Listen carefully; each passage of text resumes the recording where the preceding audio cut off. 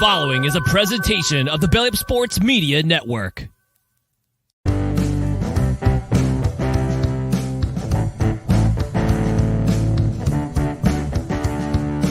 Baseball season is right around the corner, and the 1420 Sports Bar Podcast and SeatGeek are on a 30-day tour with fans from around the major leagues. Listen in as we talk about where to get a bite or a beverage pre- and post-game, best places to sit at every ballpark, favorite food, favorite players, and favorite moments from all 30 stadiums from around the big leagues.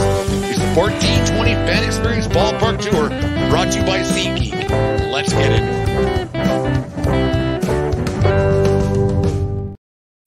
All right, here we go. The 1420 Sports Bar Podcast, 4 Beer Sports, talking a whole lot more. Opening Day Eve special edition of the show tonight, joined tonight by Aaron from Brutally Honest Sports and Dave from the Level Playing Field Podcast. Don't let your kids listen to that one they put out today. I tell you what, that was something else, Dave. I listened to that one this morning. Made me laugh quite a bit. I don't know what was going on with my earballs at that one point there, but she was a great listen. Boys, baseball season starts tomorrow. How you doing tonight? Excellent. How's it you guys? I'm excited, man. This is what we're waiting for all winter and spring long. No, it's like Christmas Eve for baseball dorks like us three sitting here having a great night to talk some baseball. Before we get into the Major League Baseball season, a week ago yesterday, I guess the World Baseball Classic came to an end with a great. But I thought I want to get you guys' thoughts on this. I thought it was a great tournament from start to finish, and then the way it ended out with Trout and Ohtani squaring off that last at bat. Dave, we'll start with you. What was your thoughts on the World Baseball Classic and how it all worked out in the end? I thought it was great. Other than Canada sucking, that was amazing. Like, there's so many surprises. Everybody thought that Dominican Republic was just gonna run through everybody, and Venezuela had a great tournament. Puerto Rico had a great tournament, and and that you could not have scripted that ending and had anyone believe it. Like, to have those two guys face off against each other with a game on the line in a championship game is just like, you couldn't have dreamt up a better ending. Aaron, the way that tournament ended up, like we talked like back months ago, we were talking about the scripting the NFL does, and it was all, and like Dave was saying, people were talking the NFL being scripted, and there was NFL players come out and say this. It almost was like the NFL script writers were doing that Major League Baseball thing to have Ohtani, the double play to end the game, or to get Trout up there against Ohtani, the Schwarber home run in the 8th in that championship game. It was baseball at its finest, I thought. Like the way that thing played out, there was more eyeballs on that game than ever watched a baseball game ever in the history of the game. What made it so successful in your eyes? I think the environments themselves, like these crowds were really, really into it. I mean, say what you want about the TV ratings and whatnot or what have you, but those crowds, Puerto Rico, obviously USA, like all the Spanish speaking countries, those people just know how to get down. Like they just know how to have a good time. It's just a great thing to watch. And then obviously Japan, like Japan's a powerhouse. And I mean, just having Ohtani versus Trout, like Dave said, that is like the marquee matchup. That's what everybody wanted to see. And for it to come in the 9th inning is just like you said, you couldn't write a better script. It's like, I personally, I wish obviously Trout would have came up clutch there, but I mean, you can't bitch about how it went down. That's for sure. The thing is, he got some pitches to actually hit. There was a couple of fastballs there that were tubed a little bit, and he got some pitches to drive, and he just couldn't catch up because, like the day we were talking off air, how hard hitting is, and Mike Trout proved that night how hard hitting is when you got a guy like Ohtani. Like I think it was the 4th pitch of that at bat where Ohtani he spiked one a little bit, and the next pitch was just a slider, just away a little bit, and Trout was just clueless out. Like it showed how hard hitting is compared to a power pitcher like that, like Ohtani is. Yeah, I don't know how hittable you can call 100 plus, but I guess he did like kind of throw a couple in pretty decent spots for him to hit, but like two fastballs at 100, and that one he spiked was at 102, and then a wipeout slider like that. Like when you have to prepare for all that, how can any pitch be considered hittable? Like that, Otani's insane, man. It is crazy. We'll get actually into the end of the show what he's going to make a year. I have my thoughts what kind of contract he's going to get. It's going to be unprecedented, something that no one's ever seen before. And I like it might start with a B when it's all said and done. Like there's going to be a lot of money going Otani's way, and you just wonder like. It's unbelievable. Move on to this season, guys. Spring training's done. No games today. It ended yesterday. The rule changes. The games have sped up by 25 minutes, they've said, over time. I think it's been good. You're not getting less baseball. You're getting more. You're just getting compressed baseball. What's the vibe around guys you talk to, and what's your guys' thoughts, Dave? We'll start with you. What's been the thought about baseball and the new and quasi-improved version of the game? I like that there's going to be no more shift. It always seemed kind of odd to me. Like baseball in my mind was played like with guys like in their position, and as much as I understand and the efficiency of what they were doing, it just looked weird all the time. The games the spring training games I've watched, I understand not everyone's like me and just wants to like sit down and watch a 3.5 hour baseball game, and like the intentional, deliberate, like kind of slowness of it and the tension that it builds is like part of the not excitement, but like part of the drama for me. It feels rushed a little bit. The 20 seconds is really fast, but I'm sure I'll get used to it. Other than that, like yeah, the what you're saying about the games being faster, even they tried it in the minors last year and they had the same results. Games were like 35 minutes faster on average in the minors last year. So, Aaron, we talked about when I had you on the ballpark tour back earlier on last month or this month. I don't know what month we're in right now, to be honest with you. But we talked about how the sometimes there is an element of the game that might get lost because of the pitch clock and because of being rushed a little bit, and we're going to lose out. Like some of those at bats, you think about the Derek Jeter at bat in 2001. You think about other at bats that happened. Joe Carter back in '93. I know you guys are a little bit younger than me, so you might not remember as vividly as I do. But some of these moments might get lost in baseball, and that kind of happens a little bit. I've seen. We can talk about it in half a second here, but do you fear that not fear? Do you think baseball, because they've already made a few changes with the pitch clock this past weekend, how the guy hits a foul ball on and on, there's been some changes. Do you think that baseball might relax the rules come the playoffs where they say maybe the 7th, 8th, and 9th, maybe we need to not have these rules because to lose those moments, baseball has a problem that might do that. And baseball has a major problem with finding a way to kick themselves in their own pills. I think, like me personally, if they just got rid of it for the entire postseason, like the clock. I mean, I don't want to say completely get rid of it, but like give yourself more like a 10-second increased grace period. I would like that. Like Dave said it well. I think it feels rushed. Like when I'm watching it, it's like, all right, the ball is back to the pitcher. Bang, he's back on the rubber. Like it's like, okay, we don't have to make this. Like to the point where it just feels like everybody's skidding around and just trying to make the game quicker. Like I think that does take away from those moments. And I know you brought up Jeter, of course, being the Yankee boy, but no, that's a good example. The one that I saw a lot was like that Bryce Harper one against the Padres. Against the Astros. He came up in the World Series. I mean, he walked up there. That was probably close to a minute by itself. And then, gets in the box, fixes his gloves. But that was all anticipation. And then, takes that curveball yard. So I don't want the game to be a rushed process just for the fact we're going to try and shorten it up. Like, I don't think that's like it's beneficial for some people, but it does take away those moments 100%. And how many pitchers are going to potentially get injured? Like, there's so many like things that can come from that. But I don't want the moment to be taken away because they're trying to shorten the game to try and get more viewers. Like there's got to be a happy medium, I think. You think I don't know who watched you guys probably didn't watch the game. It was well past your guys' bedtime, I'm sure. But the San Francisco Giants, Sergio Romo came out for a swan song the other night at I don't know what's I'll always call it Pac Bell Park out there in San Francisco, and he came out for his swan song. His career has come to an end, 40 years old, and that's it.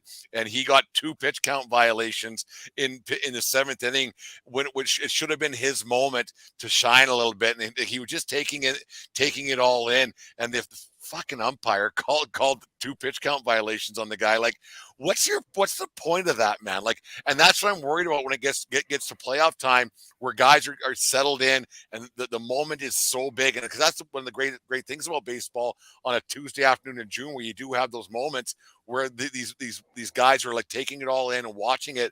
And why Romo gets called on a pitch count violation in a spring training game between the Oakland A's and the San Francisco Giants on a Monday night in March, like that's what I'm worried that might happen come June, and especially in October. Dave? Yeah, I was actually just gonna bring the same thing up. Like, you have to have some leeway for when things are happening, right? You can't just be so stringent. So, not that these are at all the same thing, but like when LeBron broke the scoring record, they stopped the whole game, had like a ceremony, everything. Like, there are times in these sports where you can break from like the routine and acknowledge that something is happening. And you don't have, but for this asshole to just call 2 violations on him, a guy who's like trying to retire for the team that he won 3 World Series for, like, just get. I know you're an ump, and you're not going to like hearing it. Like, so, Oh no, these guys need to learn to. Ump show guys drive me crazy. We'll talk about that right now if you want to. Go nuts, man. Oh, there's been a few of them lately, like the Real Muto one where he had his I could glove not back believe that. and he didn't even look at the guy. He just moved his glove and he gets tossed. And there was another one, Lance Lynn today. This one's a little bit weirder. He like kind of tossed his belt at the ump because the ump wanted his belt for a sticky stuff check, and he was going to get treatment on his arm or something. So he kind of just like took off his belt and tossed it to him, and like went to go into the clubhouse, and he got run, even though he was already out of the game. But like, I don't know, what is it like? I don't know, what is it like? You are like in it. What is it with these guys that they just need to be part of the action? Like, what makes Angel Hernandez who he is? I don't get it for 1 second, Dave. We talk about this at our clinics all the time throughout. Don't be the ump show, man. No one's there to watch you. Nobody gives a fuck who the umpire is. And the best comment you can get is if nobody knows who the umpire is that night. And I don't get these guys who feel the need to decide a game and feel the need to be that guy who causes problems in a baseball game. I don't get it. Like that guy with Real Muto the other day, where it's number 113 for a reason. You're not that fucking good. And to get your day in the sunshine to whatever it is, you can tell your mom that you threw out JT Real Muto on a spring training game in March. Like, what do you get out of that, man?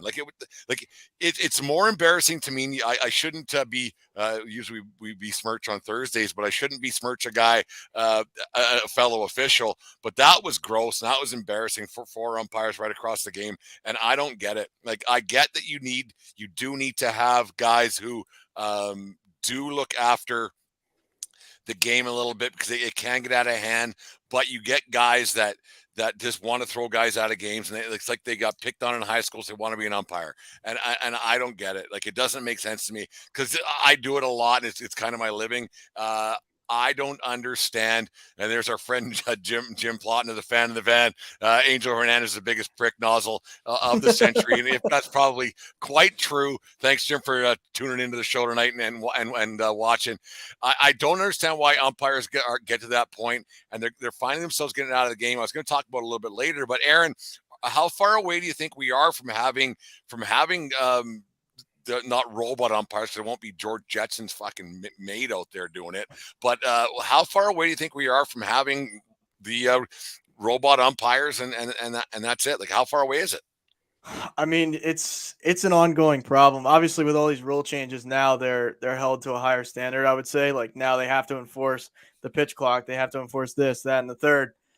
Man, I don't know. Like, for me, when I was watching last year, I think the balls and strikes were about as bad as I've ever seen it. I don't know. I just saw so many examples of, I mean, strikes being called that were 4 inches off the plate, outside, inside, up, down, I all over love the that place. outside pitch. I call it a strike all the time. Fucking around. Um, I'm not. who was it? I'm sure Brent, big.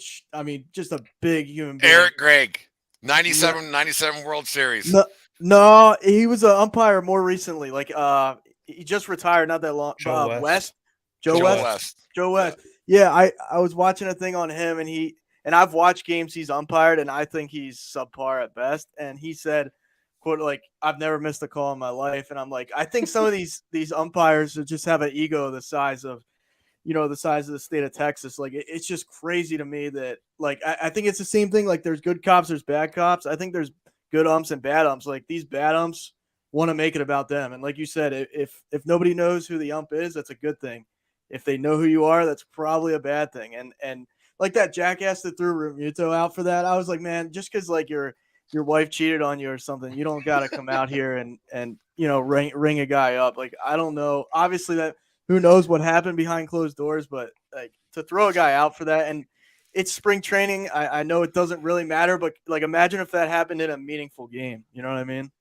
Yeah, because Real Muto's he's a hell of a player, probably one of the best catchers in baseball. And yet Joe West there, thanks Jim, the second biggest prick in umpiring history. That ranks right up there. There's no doubt about that. But these guys who make these calls and umpires, they think they're bigger than the game. A lot of times they think that it can't happen. And I hear it a lot and stuff that I deal with up here or out here in Western Canada. That guys without umpires, it's just practice.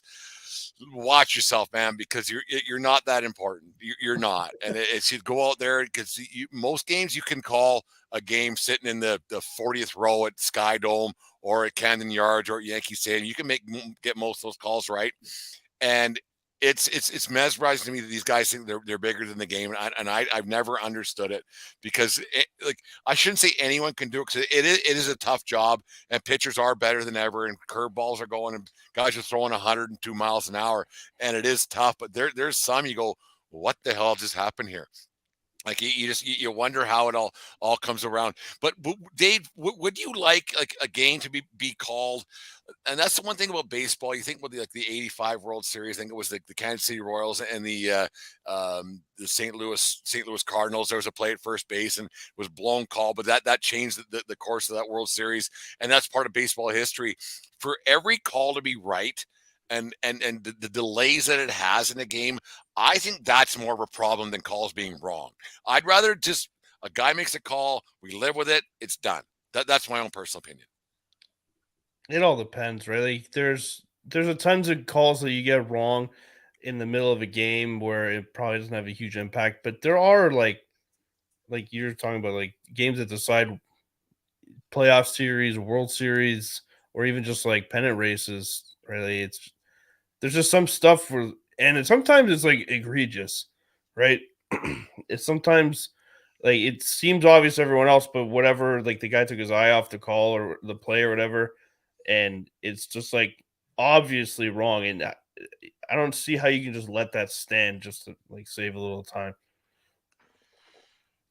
I don't think it'll ever change. I don't think it'll ever go back to not having the calls right because of sports betting.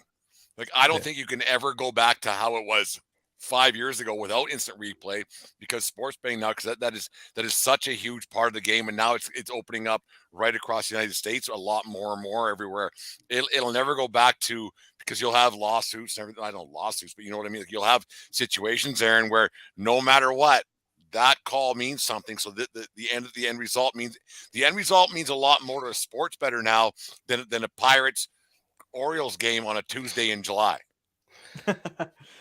I agree with you. I mean, it's one thing, like Dave said, like I mean, if it's in game 81 and it's the Florida Marlins, like who really cares? But when it's meaningful games and a call is being blown, I mean, it's awful. Like it's just a bad look for and I know the NFL has the same, this, that, and the third, but baseball is such a traditionalist game where like if you're seeing blown calls all over the place, it's going to get more and more like the the ball's going to get bigger. It's going to go downhill. Like people are really going to start bitching about it. They're going to be like, look, an umpire that's standing behind home plate, if he can't do the job, and like how many of those guys are well into their 60s and 70s, like we'll implement a robot where like it's ball strike and it knows exactly where it's at. Like I think they have that in tennis already where rarely do I watch that, but it's the ball will, miss That's the chalk. amazing technology, actually. That's it what actually I'm saying. is. Like if there's an ump on the first and third base side and they miss a safe or an out call at first, I'm not as mad. But when they call a third strike that is like inches off the plate, I'm like, come on, man. Like we got to be better. This is the MLB. This isn't the single A in Alabama, like, it's not come the on. Western Canadian Baseball League that I go out there and pretend to be an umpire out there. But yeah, it's crazy. Well, let's get off the negative stuff about baseball because there's a lot of positives going on. Tomorrow's opening day. Dave, let's not talk about what your team, the Toronto Blue Jays, are going to do, what you think they're going to do. What would make a successful season for a team like, say, I'm not going to pick on Aaron a little bit here because I think that the Orioles had a great season last year, but there's probably 10 to 12, maybe 13 teams that we know right now that aren't making the playoffs. We know this right now. Like tomorrow's supposed to be a new beginning for everybody. Everybody's 0-0, and by tomorrow there's gonna be some teams that are 1-0, and some teams gonna be 0-1, and then by Sunday teams will be 0-3, and then the season's over. What makes a successful season for some of these lower tier teams? Yeah, it depends on so for the Baltimore, for example, I would say if they finish with a winning record, like they're like a year or two away from being really good. So and with the teams, the quality of the teams that they have to worry about in front of them, for now, I would say that like a winning record would be a pretty successful season. Anything above that would be just icing on the cake. But I don't know, like the Pittsburgh Pirates. I don't know if like nobody on their team dies. That's a successful season for them. Like there's nothing baseball related that they can do that's going to make their season successful. Aaron? Yeah, I mean it's hard to argue that point. Like, I mean, if you're the Nationals, like, I mean, do you really? I mean, even the Marlins, like, how many times have they had a great pitching staff and they don't even eke into the playoffs? Like, it's I don't know. It's a sport in which like these bad teams are awful, and a lot of them continuously are awful. Like, I mean, how bad have the Pirates been over the last 20 years or 30 The Reds. years? The Reds. I mean, the Brewers just got to be fairly decent. I mean, there's so many. What's that? Yeah, that's true. He puts more into the park. Yeah, the parks. That's another thing too. Like that park, from what everybody says, is beautiful. It looks beautiful on TV. Yeah, a friend of mine, he used to live out there in Pennsylvania. He says it's unbelievable. Like he says, it's unbelievable how nice that place is. One of the top 5 he's ever been to, and they just don't do anything with that with that franchise. It's crazy. You wonder why baseball allows it to happen, and the way the ownerships of all these teams allow it to happen on a year in year out basis. You just wonder why, because these guys have money, and it's not like that. None of these owners it's not like these owners aren't all billionaires. They're not like they're all billionaires and they have money to spend. And the more people that go into your building, the more money you're going to make. And I just find it odd that it's one of those things. It's just one of those things that you just wonder why it happens that way. Let me ask you this. I mean, either one of you guys. I was playing NHL, the new NHL video game, the other night, and I haven't been like the most astute person of the NHL probably until this year. I really got into it. Long story short, but in the game they have like a salary floor and then a salary like what as much as you can spend. Is that a real thing, or is that hockey has a cap and a floor? See, why doesn't baseball do that? Like, for Christ's sake, we're in 2023. Dave, go ahead. Manfred brought up the idea of a cap today. I think I saw it today, anyways, and I hate that idea.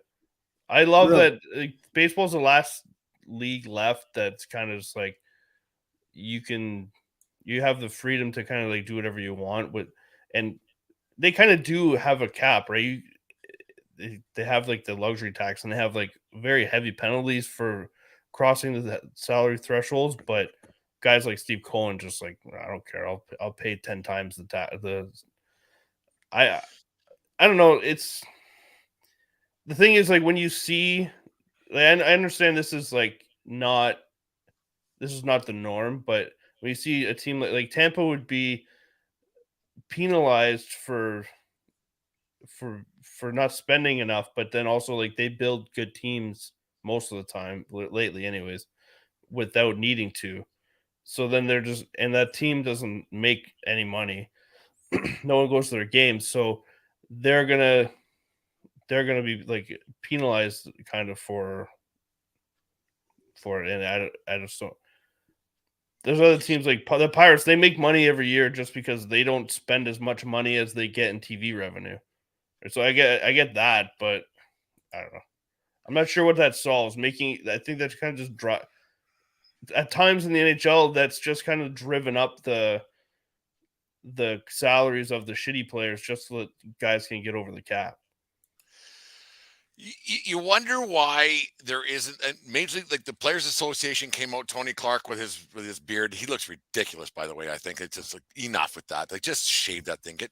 Use promo code 1420 to get a mask and shave that fucking thing off. But whatever. That's the Yankee fan coming out in you. No facial No. hair.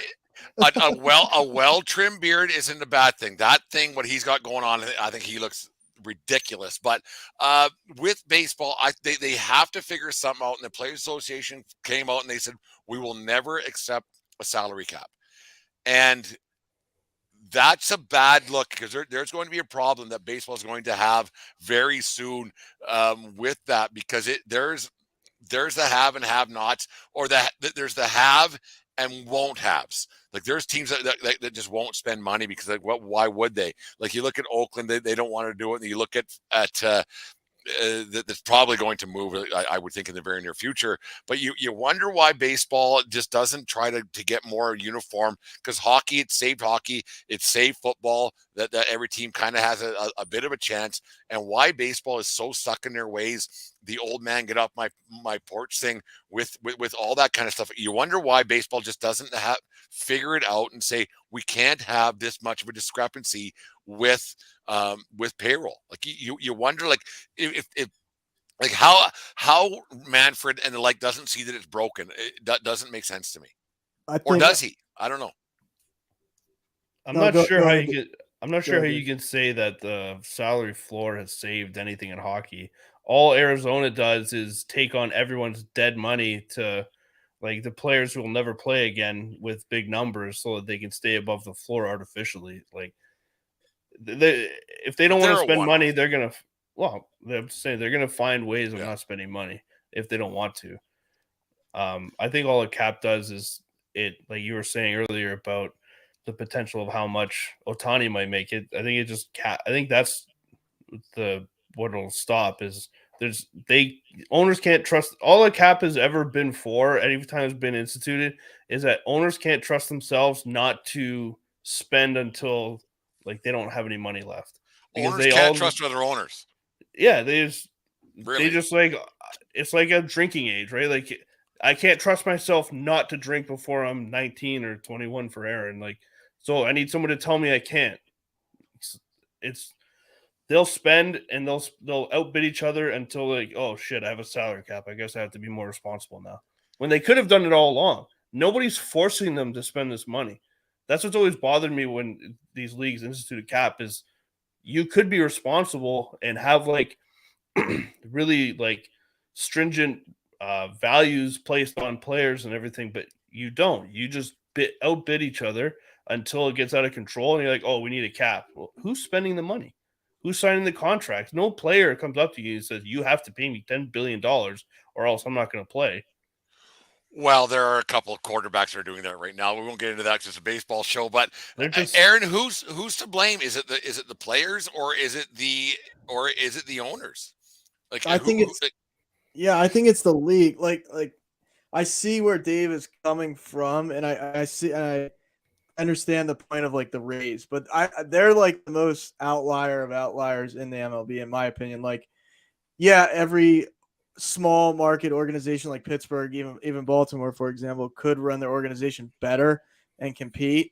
But I mean, the Rays have never won it. You know what I mean? They've gotten close. They've got to the World Series but never won it. And it's like I just don't see how like you're supposed to compete with the Dodgers, the Yankees, now the Mets. Like as far as like on a consistent basis, it's nearly impossible in my opinion. Like I just when you have such an upper hand in payroll and even like the Jays have spent a lot of money recently. Look at the Phillies. I mean, they've gone from, probably middle of the pack to top 5. So That's a I don't World know. Series team, I that just one there.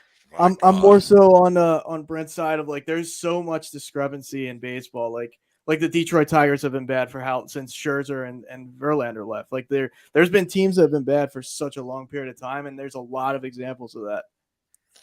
You look at like it's so insane how this happens year after year, and it's the same gripes and the same bitching. Let's get into the Ohtani thing. Let's do it right now. He's the most outstanding player, not the most valuable, because I think you have to win to be valuable. Because the Angels aren't winning fuck all. And I don't think Ohtani finishes the year with the Angels, the Anaheim Angels, California Angels, whatever they're called this week. I have no idea. I don't think Ohtani finishes the season with the Anaheim Angels. What kind of contract is he going to get when it's all said and done this offseason? He's making 30 this year. What's he going to get in the free market next year? Because she's a free market, and who's going to give it to him, Dave? I don't know. I think the odds say it's probably going to be the Dodgers, and it's going to be like 14 years, $550 million. And I don't think that might even be low. It's going to be insane. That's low. That's because it's only $40 million a year, and that's what Judge got. 14, 550. That's 40 million. Yeah, I'm good at math. 14 times 40 is 560. Yeah, so yeah, like that's low. Judge got that. Like it's like I actually think he is going to be able to find himself getting $1 billion contract. No, and I don't think that's out of the realm of possibility. That's crazy. Like you think about it, he hits not as well as what Judge did last year, and that's a one-off. Judge ain't getting 62 ever again. It's only happened once ever before in the history of baseball, or never before. Well, the Bonds thing, but that's another story for another day. But you think how he pitches, he's a $30 million pitcher. Easy. He's easily a $30 million hitter. Probably less. A-Rod got $25 million 20 years ago, right? So is he going to get $1 billion? As dumb as that sounds, is he going to get $1 billion? There it is. Jim the fan of the van agrees with me. If he gets, let's say he gets a 12-year deal at 55, I could see him being like right around 700 million. To me sounds like 7 to 750. That's where I'd put. I don't think he gets I'm not gonna say he seems like such a good dude or whatever. Like I'd never want him to not get that. Like he's a one-off. Like he's a one of one. He's Jesus of baseball, basically. Like he can pitch great, he can hit great, but I don't know. $1 billion shit. It would be something to see. I think it's the Dodgers too, though. I don't think he goes to a New York team. The more and more I hear about it, like I just don't. There's a reason why he didn't go there the first time, right? Like there's a reason why he didn't sign with the Mets and everything else. He didn't when he first came over from Japan. There's a reason why he stayed on the West Coast. I don't think $1 billion's out of the realm of possibility, fellas. I really don't. Like it's dumb as that sounds. Like it's like you think what the Padres, he might be a Padre because the Padres offered Judge, what was it, 430, 425, and he said no for whatever reason. Wanted to be a Yankee, which someone offered me $435 million. I'd probably take it. But you wonder like what the Padres, if they offered him double that, 870. That's too simplistic. That's not the way the finances of baseball work. They can't sit there and be like, you're a $30 million pitcher and you're a $30 million hitter. But he takes up but the roster spots that he doesn't take up, right? Because now they have one roster spot that they can free up that way. But they also have to carry an extra starting pitcher because he doesn't pitch on a 5-day cycle. I think he's a 6-day guy. Yeah, so I think. they need to fill in a rotation spot at once every turn as well. No, Dave, what you do is you have a bullpen day. Okay, but you have to have a good enough bullpen to do that, which costs money. Yeah, but whoever They're he's the going, Padres. They're never going to fucking win anyway, so whatever, doesn't much matter. that's But, yeah, I feel the same way. yeah. There's no room for him on the Padres. They don't even have a position for him to play.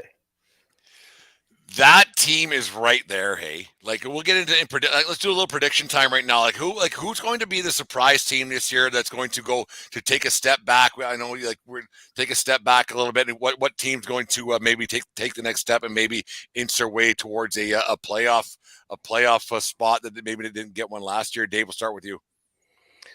I think a team that will underachieve is the Mets. I think that they spend a shit ton of money, but as far as I can tell, all they've really done is fill holes, right? They lost DeGrom, they signed Verlander. Okay, they didn't get Correa. They filled in. They got rid of Taiwan Walker, and they got that Japanese guy. Like they didn't keep everybody and then add. They kind of just like filled holes. I find it funny you say that Japanese guy. No one ever says they got that white guy. Yeah, well, thanks for that. I just saying nobody ever says, well, they got that white guy. Maybe a football team says, well, they got that white guy. But, oh yeah, we know that guy. I'm sorry, it's just funny to me. They got that white guy. That white receiver. Yeah, that white receiver. Jason Sehorn. Fuck what? It doesn't. I don't know. Whatever. Yeah, I'm just kidding, man.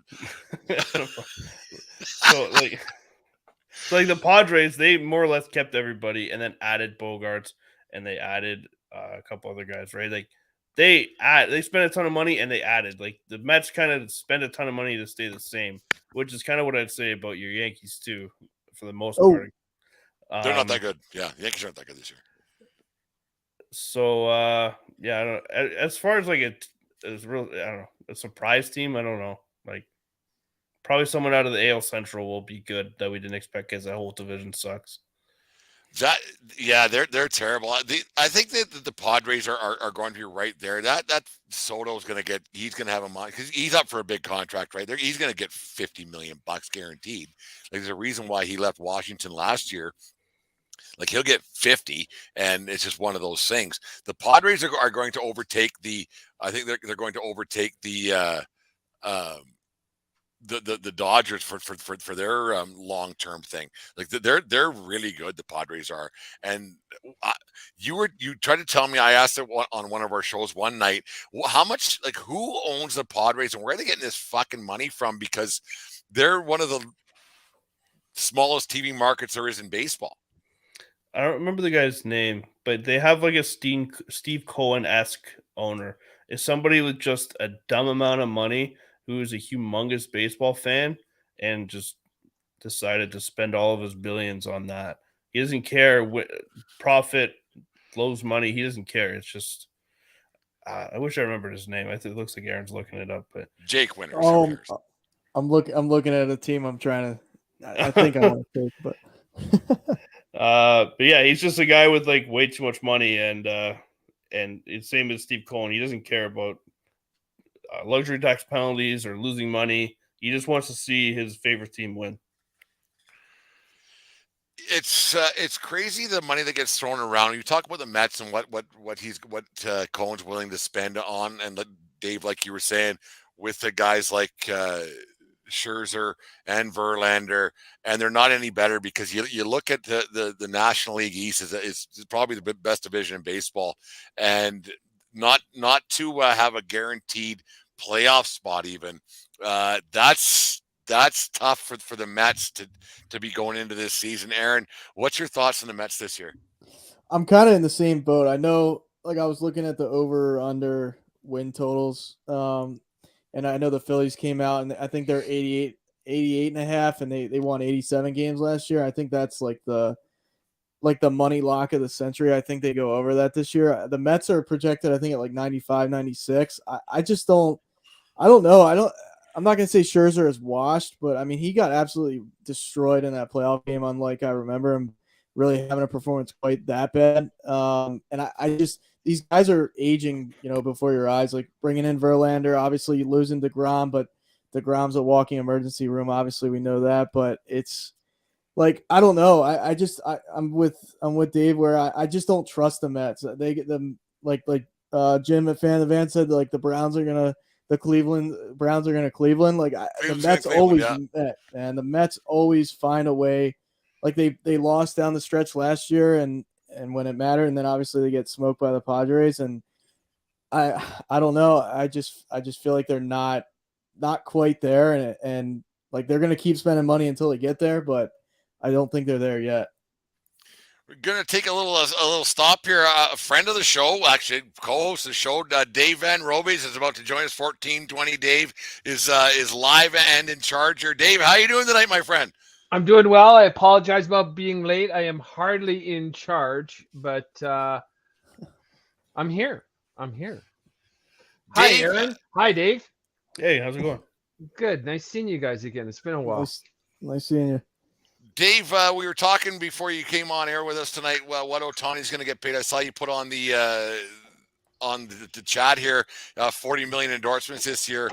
What do you think he's going to get paid? I think he's going to get close to $1 billion, and I don't think I'm out of my mind on that. What do you think Ohtani's going to make on that? I don't know what Ohtani's wants. Right? He's making $40 million a year in endorsements, and he's making 30. He's taking home 70 mil this year. No matter where he plays, I think that 40 million follows him. I think he plays maybe for a little bit less to chase a ring. Like I don't think he's going to stay with the A's. He might go with the Dodgers. I think it's going to be West Coast, and it might even be Seattle, because it doesn't matter where he plays. All that endorsement dough is Japan. I won't say all, but a lot. The majority.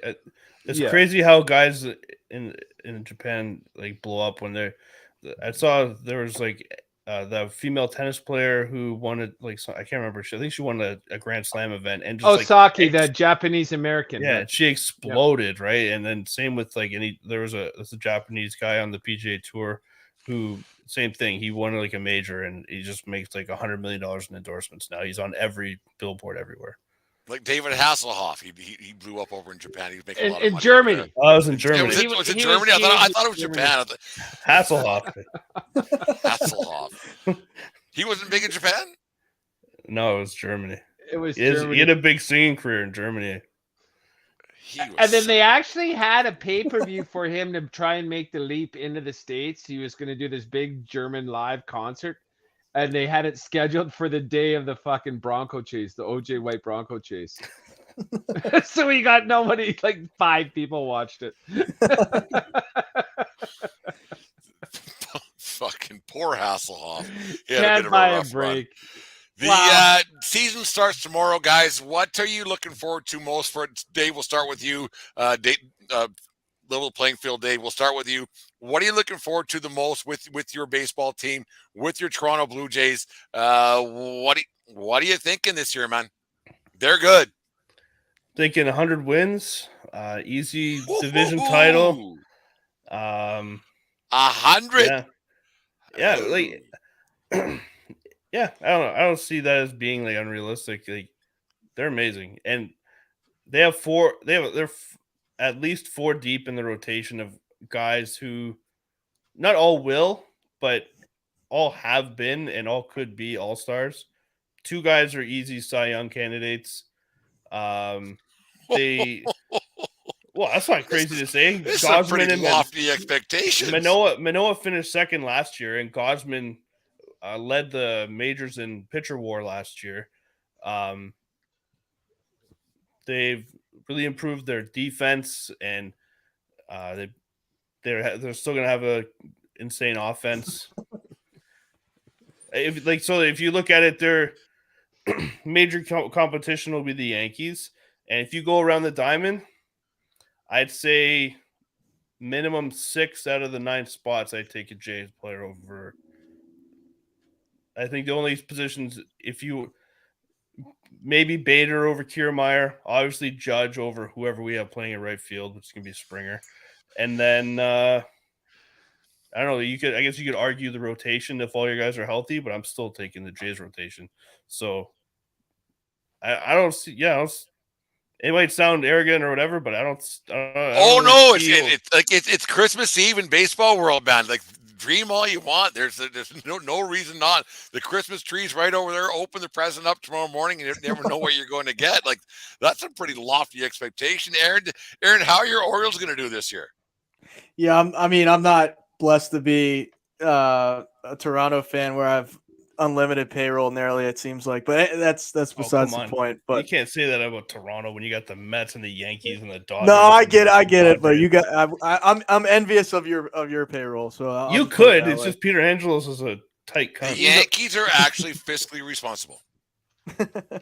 Yeah, I feel like third in payroll. They got to be like third now. But they make money and they spend money as well. Yeah. It's not winning cost like it used to. They paid Josh Donaldson over $20 million a year. I don't know how fiscally. No, someone else did, and then he got and then he got traded to someone. Somebody else said, "Here's a contract," and then the Yankees were dumb enough to fucking sign that douche nozzle. Fuck, I hate Donaldson.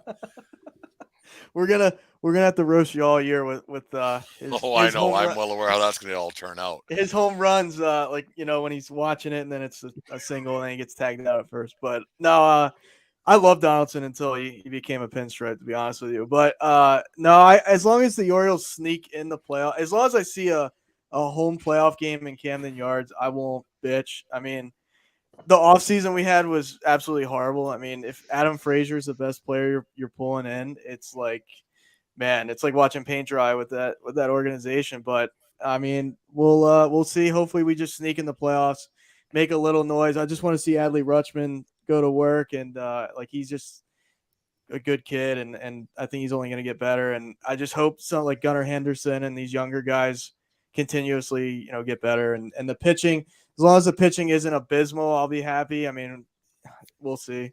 But I just want to see a playoff game. When's Grayson Rodriguez coming up? Because I picked him in my fantasy league, and I realized after that he was still in the minors, and I'm pissed now. Yeah, they gave a bullshit excuse that he didn't perform up to level. I mean, we picked up Kyle Gibson, who's 40 years old, and that's our opening day starter. So that shows you everything you need to know. I don't know. It doesn't make any sense. It's just service time manipulation. So like mid-April, early May, we'll see. Exactly. Yeah, I know. Right. It's just I can live. He deserves to be on the team. Like, you don't see the Yankees doing service time manipulation. You know what I mean? It's just of course the Orioles do it that way. But Dave, 1420, Dave, let's talk about that service time manipulation a little bit, because the Yankees are bringing up a Volpe this year, which is unprecedented for the Yankees. They never really do that. Do you think that's a smart move for players or for teams to sit players down when they earn a spot with the big team out, because the players know to a man who should be on the team and who shouldn't as they leave the clubhouse in spring training? Is that a good idea for teams to send guys down to minors because of the service time manipulation that they do? Is that a good idea? Because the team morale must go down a little bit when they see guys get sent down that they shouldn't. Well, the bean counters, every single bean counter is going to tell you yes. But like, how long is it? How long do they have to stay in the minors? 20 games? 25? I think it's like 20, 30 days. It's days like service is what it comes down to. Days when you're getting your 30 days, maybe 20 games. Whatever I number don't know it is. Either. 23 and a half. I don't know. Who cares? Whatever. Yeah. On the side of the bean counters, I 100% understand it, but sending the message to the fans and to the guys on the team, like, we're here to win and we're going to give her shit right from the get-go, it means a ton. And you know what? So you're going to have to pay this guy. Someone's going to pay this guy 1 year sooner rather than later. That's something that the players union should have addressed at that last little lockout, because that's an absolute crock of shit. You see in the NHL, they'll actually bring guys in. Like the Calgary Flames signed a guy, and if he plays a game in the NHL, his contract, one game this year, buys him a 1 full year closer to free agency. And they do that as a sign of commitment to the player. And I think it should translate into the Major League Baseball too, because Was it Schwarber? Who was it? The Cubs. Chris Bryant. Yeah, yeah, absolute garbage. And then like we read about it every single year how someone, well, wait till they get so and so in the lineup once his 30 days are up. That's garbage. It sends a bad message to the fans. I think that's overstated. Like every team does it. The Jays did it to Vladdy, Chris Bryant. Like you can, I don't have all the names in front of me. You can go on and on and on about all the guys who waited until May to play, and by June everyone forgets. And then they get an extra year of him playing on before he's a free agent just because they waited like a month. But who doesn't forget is the agent at contract time. Well, it doesn't give them any more power. It gives them a reason. It gives them a reason to leave. I think. I think it's how many like times if the right... have you seen a guy leave and that's been like Chris Bryant stayed, and if Vladdy leaves, it's not. If someone leaves, it's not going to be because, oh, you made me wait. Because usually they end up being a super two, and they don't really end up losing that much money. It's just that a free agency is delayed a year. See, I think if the right organization, like if the Yankees made that decision, I'd be like, well, I trust the Yankees. They have a winning pedigree. But like if the Orioles do it, I'm like, all right, here's a decision to like burn the fans out. It's another decision where it's like, okay, this guy probably deserved this roster spot at the beginning of the year, and they're just being cheap bastards once again. It's the same, it just gives you a bad taste in your mouth. I think if you know the team should have put the guy in position to be there opening day. That's what I think. Level playing field, Dave. You talked about this morning on your show. I was listening, and you made a very good point with John that baseball isn't really broken. It just hasn't really gotten to the level that they thought it would. And I couldn't agree with you more. I think that baseball isn't broken. I think that the way it's fed to people might be broken a little bit. Does that make any sense when I tried to just elaborate there? Like, I don't think baseball, it's just it hasn't grown that people thought it would just because it's always been there. What's your thoughts on that?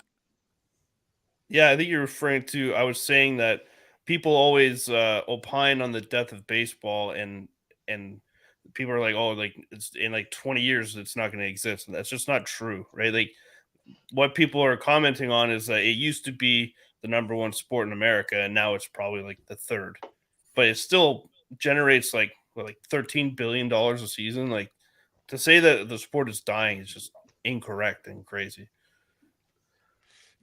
14-20 day. Do you think that the rule changes were needed? Like, and piggyback what level playing field Dave said. Do you think the rule changes were needed? Because I kind of like them, but I kind of don't. We talked about earlier before you came on the show. I get it, but I don't. I don't think baseball has a baseball problem. I think baseball has a marketing problem.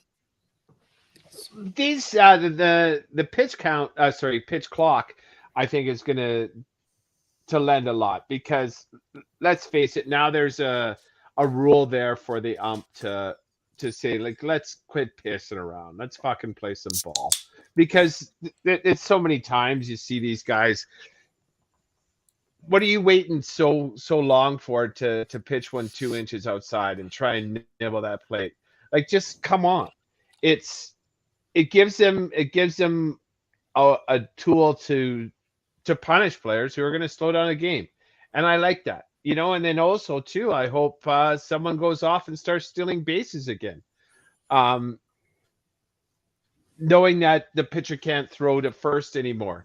I would like to see some more station-to-station baseball now that guys are a little bit more uncomfortable. They don't have to dig in all the time and this protracted dance between the pitcher and batter. Just like, get in there and take your hacks, and you shut your pie hole and throw me the ball. I want to see more of that.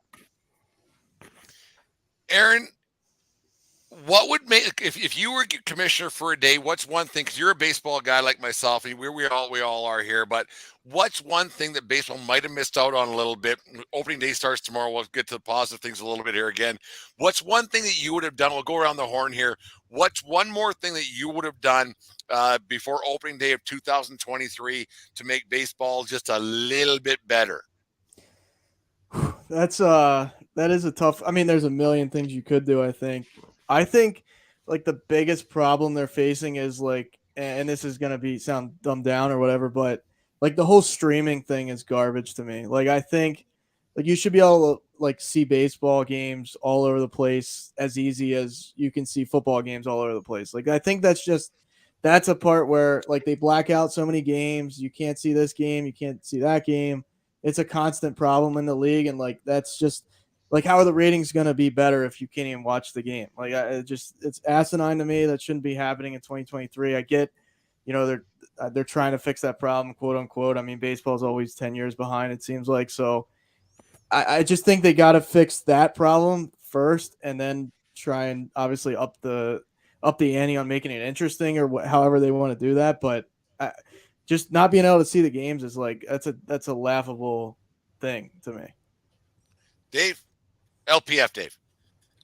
Yeah, I think you hit the nail on the head when you said that baseball is a marketing problem. Like again, like Aaron said, the fact that there's so many regional games, you just can't even watch them, and unless the games get sold out, and the fact that there's like amazing players, they may not always have like the most flamboyant personalities, but like this league is littered with like amazing talented players, and there's so many like who I bet you 80% of baseball fans could bump into Mike Trout and not know who he is. And that's Not a clue. insane. Right? He's been the best player in baseball for over 10 years. And 80% of the people wouldn't know who he is if they hit him on the street. And that makes no sense. You know who like the sixth man on most basketball teams are more than you know who the stars of baseball teams are. Why is that? Like what There's too many players. There's too many players. Like there's too many games and too many players, right? 26 teams per team times 32 teams times 162 games a year. That's a ton of fucking bodies, right? But that should be more reason to know who the fuck they are then. But there's so much opportunity for there's this many exposure. games, I should know who these guys are. No, I which I understand, but like I myself that could only watch like maybe 30 minutes here, 30 minutes there. I don't see all the highlights. I read not it. a baseball problem. Well, and which I agree, but it's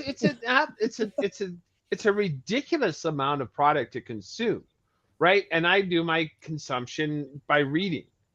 So I get that, No, but that doesn't make me any less a fan because I don't. I'm going to step in here. If you're like here in Canada, like in LPF, Dave, we can talk about this a second. But back in the '80s and then into '90s when the Jays were really good, those games everybody watched, everybody, and I don't give a fuck. When you were a hockey fan or a baseball fan, when the Jays are good in this country, people watch baseball a lot, and people follow those teams, the World Series teams, the 2015-16 teams, go back into the 80s when they were contending to be like the Mosby years, the George Bell years, and that. When the team is interesting and successful, people watch, and you will not change my mind on that. Baseball has a problem by not promoting successful teams. And I don't know why they do it. I do have no idea, because people in general like baseball, and to say that they don't, I think that they get pushed away from it for some unknown reason, because it doesn't reach a demographic or whatever it is. Because baseball is huge, and baseball's way bigger in Canada than people give it credit for. I agree with everything you just said, but then also baseball is the most regional sport, right? There's franchises that have been around for 100 years, and those people are going to follow their team. And when they're devoting their time to watching their team, they know who the other stars are, but they're the baseball fan. They're using their time to root for their team, and they'll keep an eye on everything else. Yeah, I don't know. I think what you said was mostly right. I think where you're off a bit, Brent, is you should concentrate less on the teams, right? Every other sport has grown their sport through individual players, right? Like if the team sucks but they have a superstar, then you can market that superstar and still have people come out or watch the games or whatever, right? So like the fact that like the last like 6 years, since I don't really know I don't see any. Where's like the national advertising deals for like Bryce Harper or like, you know what I mean? Like there's just all these other sports that Bingo. give all their superstars exposure, and we have these guys and you never hear from them. And it's Now not you 'cause got they don't want Jeter to do it. commercials. He wasn't doing commercials when he was playing. Now there's Jeter commercials everywhere. Well, and who the hell wants to see that? Like, who's I that? don't. Honestly, like, I'm anti Jeter commercial guy. I am. I really who's am. that for? For the fucking Yankee fans who want to remember 1995 or 90 whatever year Well, it was was six, it, but 97 or whatever the year they were the best team ever.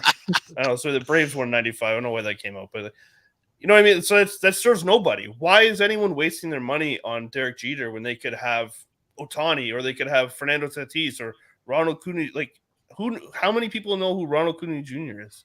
And he's probably a top 10 player in the sport. Top 3. Fuck. If you put a poll out there right now, where does this guy play? Most people are like, I have no idea. And that's why I think that baseball has to market itself more. And like you were saying, Dave, that the streaming service it's such a wreck that if you're allowed to watch games, like in the Midwest, there's a lot of teams that don't get to watch games, or a lot of cities, that don't get to watch games because they're close enough to here and they're out of this jurisdiction and everything else that they can't. And if you watch baseball games, then you'll watch more baseball games, and then you'll watch the World Series. I remember watching the Minnesota Twins win 2 World Series because I watched baseball and they played the Toronto Blue Jays. I wasn't a Blue Jays guy. I when the Jays are relevant, I love it. But when those games were happening back in the day, you watched the World Series because the Jays were relevant, and then you would watch the next round. And baseball blows it year in, year out, and I don't understand it. And I don't get how they don't see it, how 4 guys sitting in their fucking basements can figure it out. But these guys who are making 8 to 10 to 12 to $15 million a year can't figure it out. Aaron?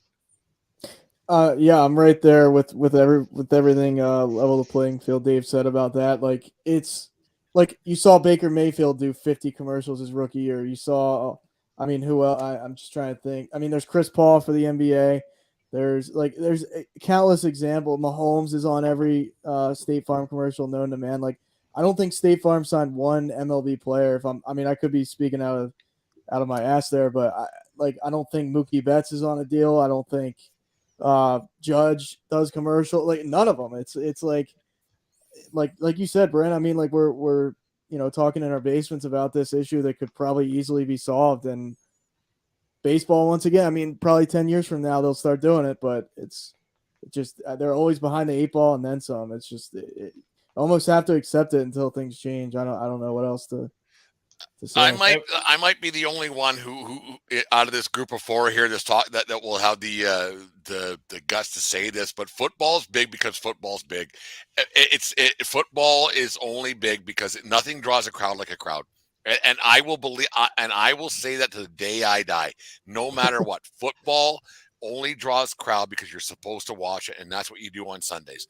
People don't like football that much, and you guys can assassinate me, whatever I say here, no matter what. Football is not that entertaining. The NFL it's not that.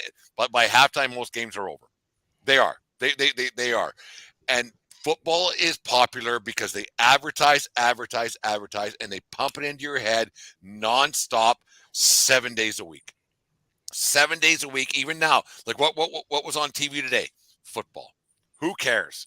Who cares where Aaron Rodgers is going? Who cares where this guy's going? But football does it. They pound it into your head, and they make sure they're relevant 365 days a year. Football's not that great of a NFL. Football's not that great of a sport. It isn't. It's not. I'll say something real quick, and I'll let Dave go just because it really popped in my head. I feel like football is McDonald's. Like it doesn't matter where you're at. There's McDonald's. Like if baseball, I'm not going to say they should play once a week, but like that week 14 game means something to the Eagles or to the Steelers or to the Broncos, whoever it is. Like there's 162 baseball games. Like it's easy to take a couple months off and be like, oh, I'll check back with it. Like I think you bring up a good point. It's just how do you fix it? Like I don't know how you, other than market the stars. Like you got to market the marquee players. You're wrong, Brent. football is the most entertaining sport, and they finally realized it, and then they marketed it as such. Like it's must watch, and we've said it before because the season's so short. Every one game in the NFL is 10 games in Major League Baseball, so every game means that more. So the stakes are higher, and it's easier to consume one day a week with a couple half days here and there. It is a more entertaining sport. It always has been a more entertaining sport. And That's not true. And football realized it 20 years ago. And that's it's simple as that.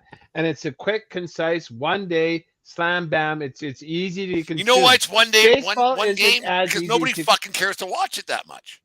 Well, I do. So why does Thursday Night Football make trillions?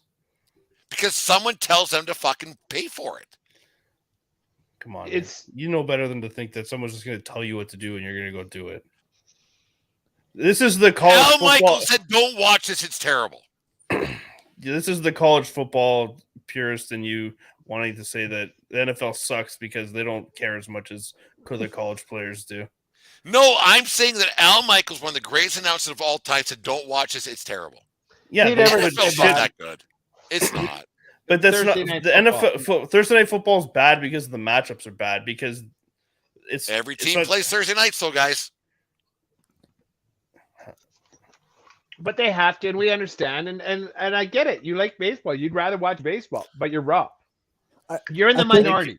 I think you're discounting something that I can't even possibly understand, or anybody up here can't, is like the culture of football, even further south than Aaron, right? Like it's just they breathe and bleed football in certain states, and they're gonna watch they're gonna watch high school. There's fucking high school stadiums that are nicer than the guys in the CFL play, and like they're gonna watch Pop Warner games. They're gonna watch high school games. They're gonna watch college games. They're gonna watch NFL games. As long as there's someone throwing or running a football, they're gonna watch it. And I don't think it's because someone tells them to. I think it's just the way things are in certain parts of the country. I'll watch it, but I'm up here. I think it's like the thing with football is like every play, and I love baseball. Like, you know that I played baseball. I would have got killed playing football. But the thing is, like, football, there is something. Every play is like magnified more. Like baseball, I think postseason baseball, every pitch is magnified more. But like, there's 27 outs on, and it's just like football is every single play is something's like people with short-term attention spans. I think football is a lot better. Like you have to really sit there and like, okay, I love baseball. Like if you are like, I kind of like baseball, you're going to tune out. You're going to get on your laptop, your phone.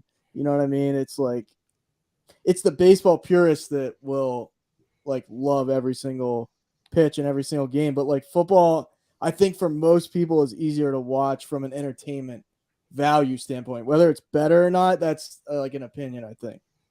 To really love baseball, you have to have played it, I think, and not just like play t-ball. I think you have to have gotten to a certain level where like you understand the difficulty level of some of the stuff, and like some things that like look easy, you understand how hard they are, and some of the intricacies of like pitching and the battles between pitcher and hitter and everything like that, and some of the base running stuff.